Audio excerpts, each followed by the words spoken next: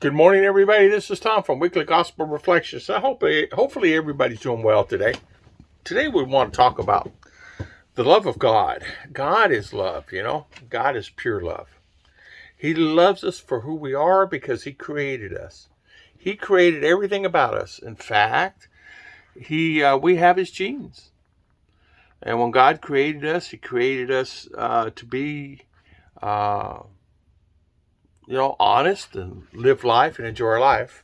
And we all know what happened with Adam and Eve. But today we're going to look at the love of God.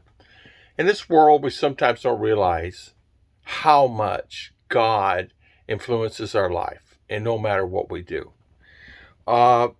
Sometimes we just don't talk to Him. Sometimes we just stay away from God and don't talk to Him enough. Sometimes, can you talk too much, God? Not really, because He is your Father in heaven. And I don't think you can ever talk too much to God. You can sit and talk to Him all day. I know people that I know personally that just all they do. They talk to God all the time. They thank Jesus for everything they have. Getting in a car, bones hurting, knees hurting, everything. Thank you, Jesus. Thank you, Jesus, as you get in the car.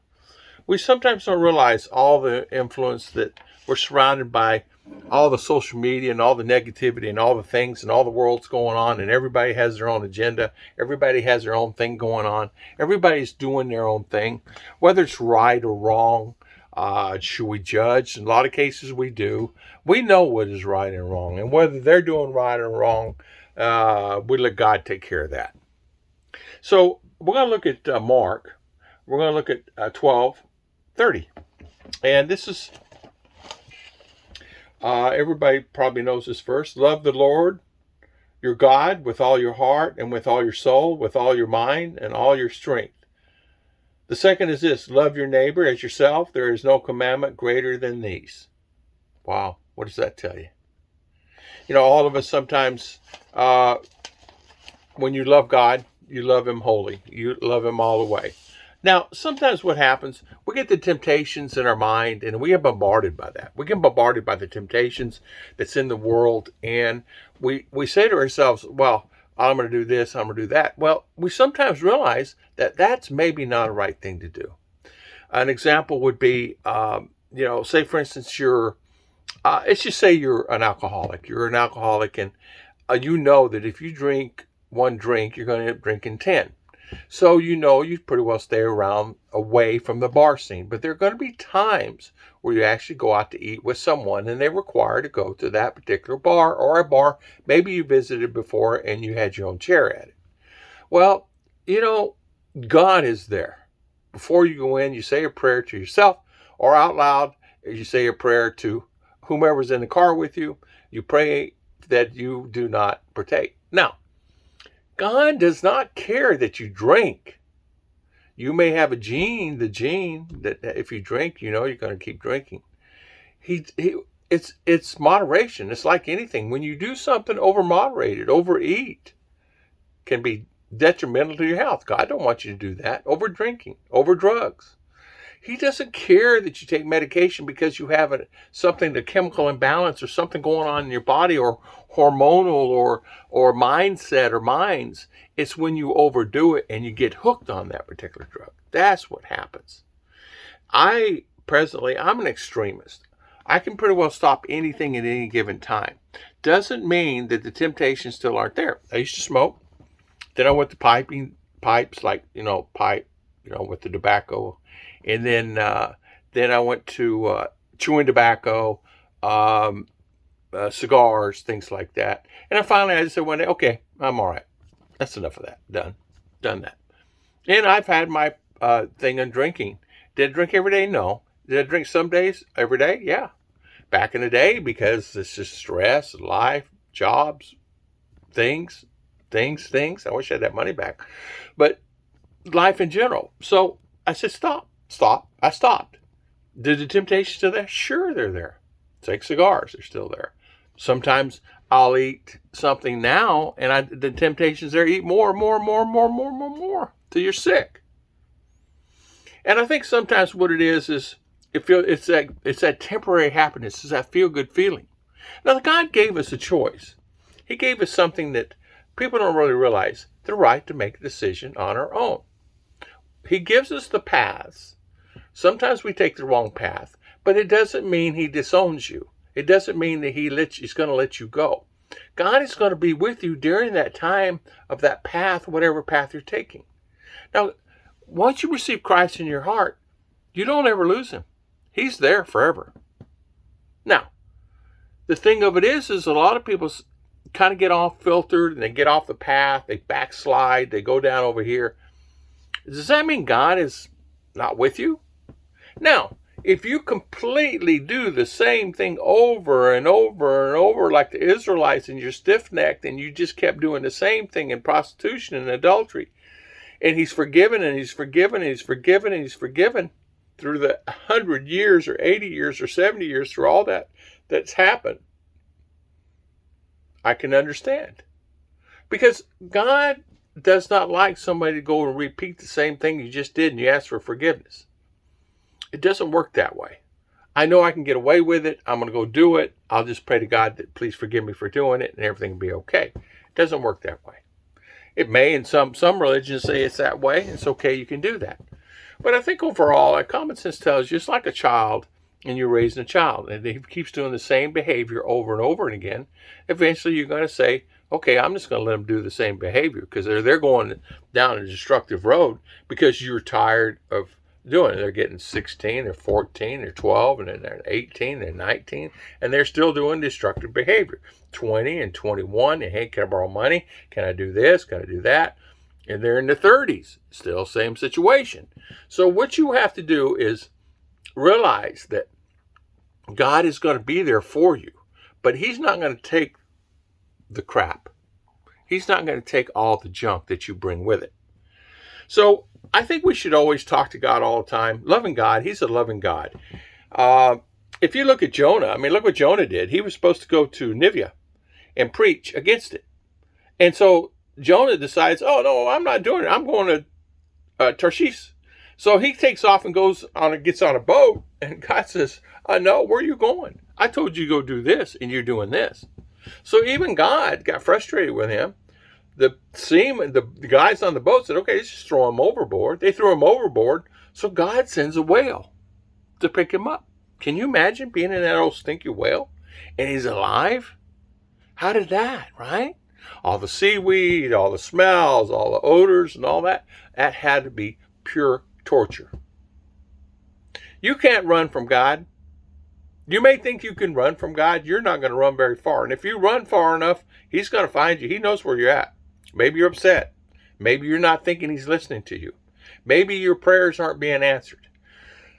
That's one thing. I have no patience.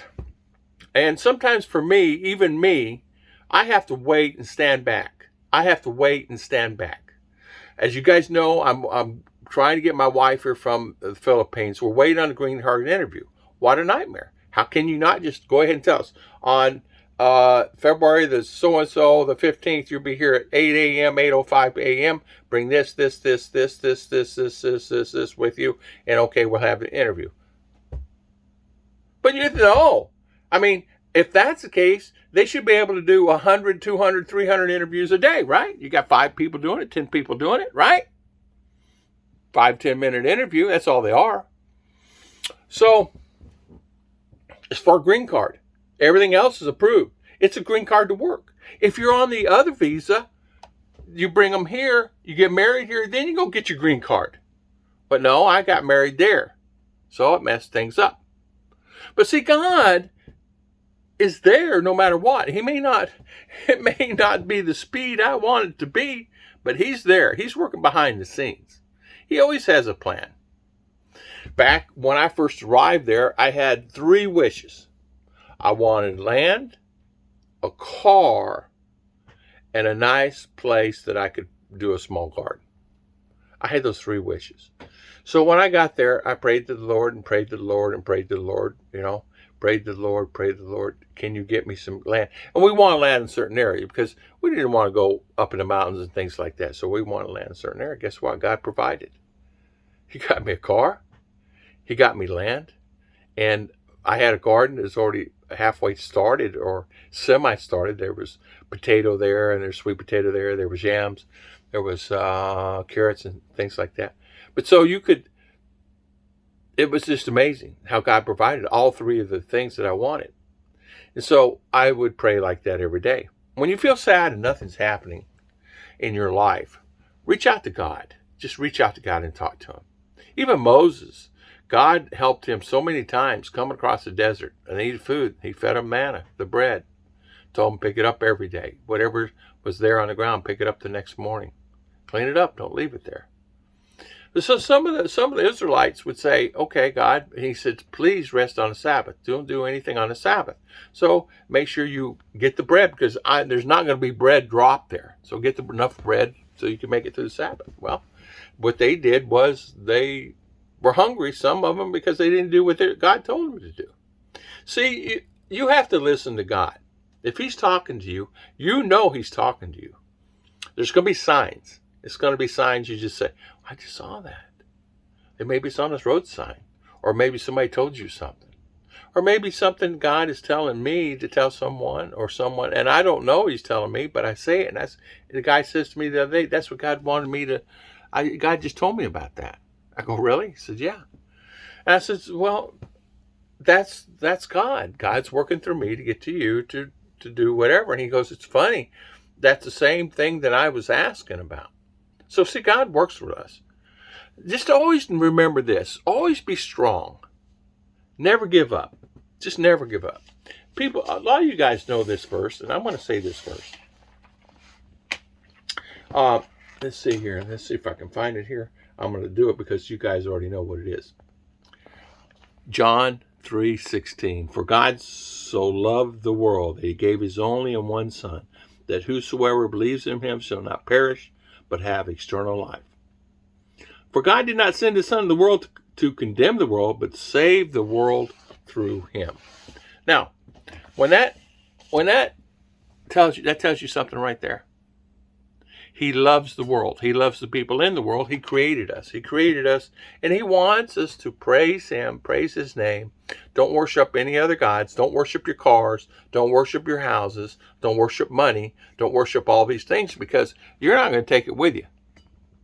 You may be happy now, and you may be happy you have all these things that you have because God's given it to you, and that's great and fantastic. Thank God that you have it, and pray to him because he can take it away too. Don't think that just because you have all the cars and the money and the automobiles and everything else, God can make you sick. God can make you happy. Just being with God makes you happy. Remember this. How many times do we actually talk to God? I say talk to God as many times as you want to talk to God. And don't worry about whoever's standing there around you or whatever. If you want to talk to God, walk across the parking lot at a store, you talk to God. If you want to talk to God inside the store or outside the store, you talk to God. Don't worry what anybody else thinks, because nobody really matters.